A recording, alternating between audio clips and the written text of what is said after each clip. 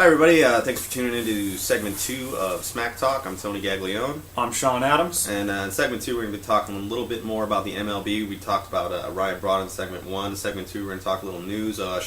Matt Kemp, Shawn Kemp. Matt Kemp has a strained ankle. He's going to miss a week. He's going to miss the Toronto Blue Jays series.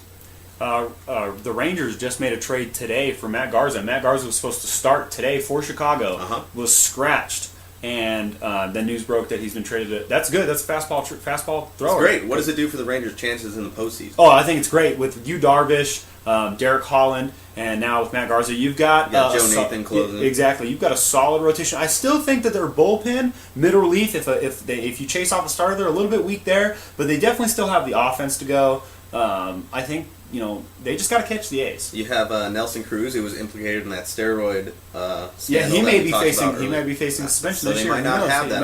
Exactly. I had AJ Przinsky from the White Sox, who just activated Paul Konerko from the DL. Yeah, it's going to give a boost to the White Sox offense, which is really not that great right now. Yeah, in the National League, the Nats have fired hitting coach Rick Eckstein, Eckstein, however you want to say it, and also Craig Hayward today making his 5th career start as a center fielder. Made a game-saving diving catch. Let's get really upset against the Mets. That was the 3rd out of the 4th leg of my parlay that I bet today that needed a hit, and there was it was 2-1 in the bottom of the 9th, and the Mets had a guy in second and first and second, and I don't know, the number 9 hitter or pinch hitter or something. Yeah, pinch hitter who's 0 home runs, 6 RBIs in the season.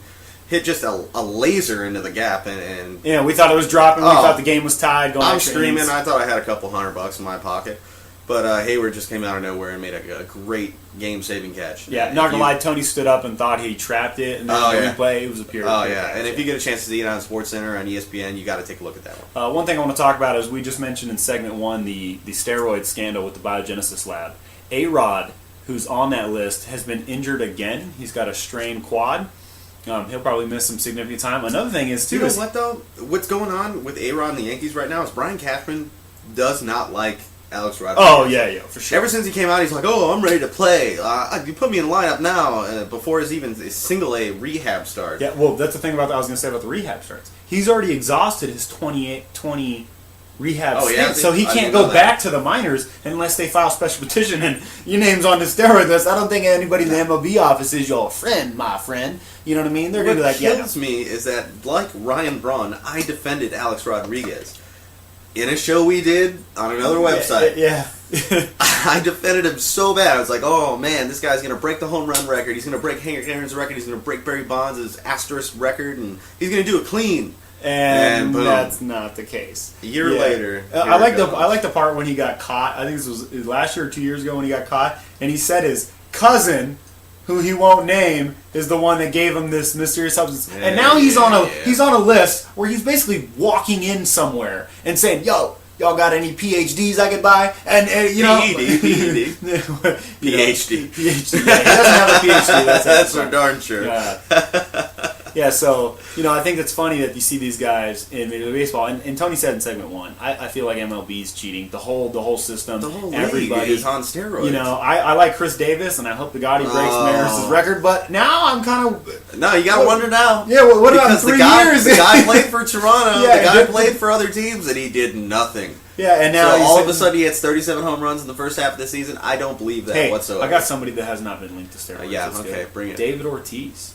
What? Poppy. What are you talking? Yes, he has. You need to go back and look on Google or something. Okay. Yes, he has. Well, definitely. He's got more hits than any other DH hitter. He's been caught, but he's been linked. Okay. I know Manny Ramirez, his buddy, was heavily linked. You got that guy. He's coming up for the Rangers right now. He's actually playing AAA for the Rangers. But I don't care. The moment you do steroids... You got to check this out, though. Hold on. You're going to lose Nelson Cruz, a steroid taker, for Manny Ramirez, a steroid taker. But he is clutch. Manny is clutch. Well, he played for the White Sox, and he wasn't that clutch. Well, Manny's clutch. Played for the Dodgers. Was pretty good for the Dodgers. He made his name with the Boston Red Sox in their World Series victories. His hair is more famous than his bat right now. Yeah, that's true. Speaking of Major League Baseball, I want to go back to the steroids things. What is your opinion, Tony, on how MLB has handled this whole thing?